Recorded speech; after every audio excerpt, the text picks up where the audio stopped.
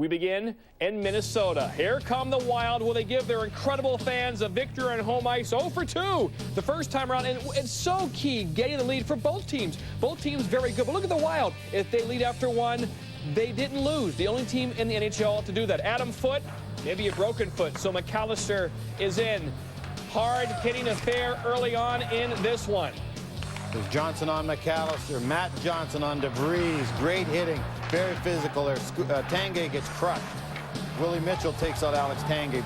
Glass is being busted, boards are being busted. Very physical game. Break out the duct tape later first. Richard Park wraparound. Wild like the wraparounds, Ray. Let's talk about Patty Waugh. Patty Waugh had a good start to this game. Here, Laxonen gets in the clear. He makes a blocker save. He stays up on his feet and makes the rebound save.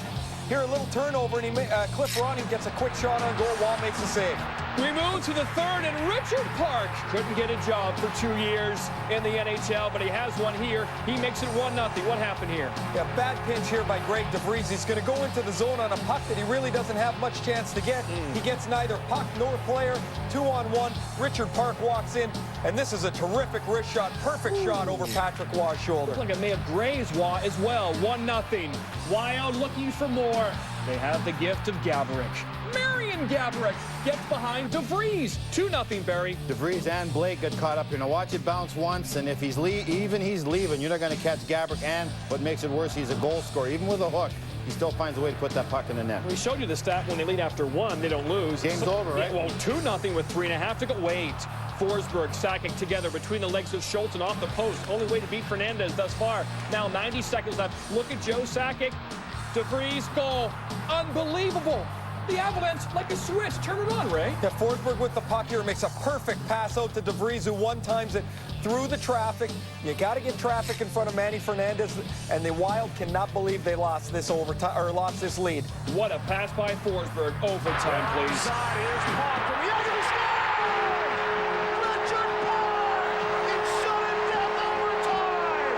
Game 7 tomorrow night from Denver. How did it happen, Barry? Well, the right names are showing up. Gaborik creates a turnover with a nice little pass to Wes Walz, who's had a fantastic series. And Park is hot right now. When you're hot, you shoot the puck. Patrick got caught going down into the butterfly, went right underneath him. Park was great tonight. As were all the Wild. Unbelievable game. So looks like Patrick was expecting something high. He got something low. Richard Park, first 2 career playoff goals in his 21st career postseason game. Gaborik, 3 points.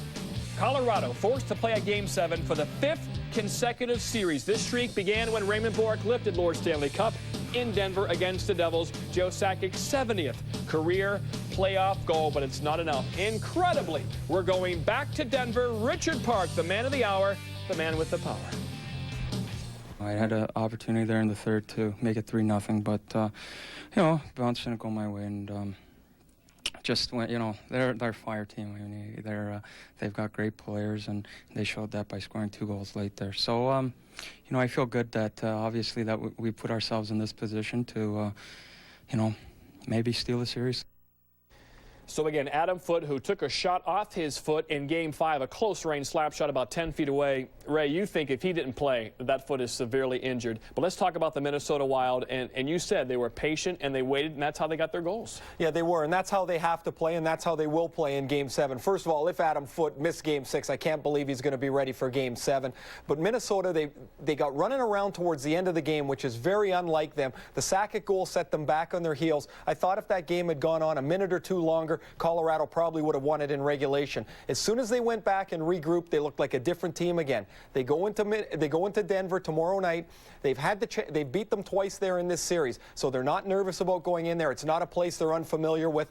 Look for the Wild to play a very patient game and make the Avalanche get frustrated and try and throw the puck through the middle of the ice. Barry, that's where they're most effective. I disagree with you one thing. I think if Adam Foote's foot can't be hurt any worse, I think they'll find a way to get him into lineup tomorrow night. So that's one thing, and they need very desperately, because he is the inspirational leader in the dressing room and on the ice. He's a physical presence. Guys are skating around with their head down a lot more tonight than usual. But the Avs, let's talk what they have to do. Tony Granato's got to get this team fired up again. They're going to be down after this. They got to play tomorrow, which is maybe a blessing. Now he's got to get them thinking they can win. They were outplayed tonight. I thought they were really taken out of the game in the neutral zone. They had no speed through the neutral zone. They only started getting chances, and both Ray and I have talked about this. They've only started getting chances when they're activating the D coming from behind. Minnesota does a great job taking the 3 forwards out of the play. But if you can activate Blake or you can activate DeVries or Morris coming from behind, it's a completely different story. And I think they got to do that. They're not getting any chances unless the D join the rush. So I think that's the main thing they got to talk about. Back-to-back games, 6 and 7, hasn't happened in 53 years. Glad we're here to see it. Since the 1950 Stanley Cup final between the Rangers and the Red Wings.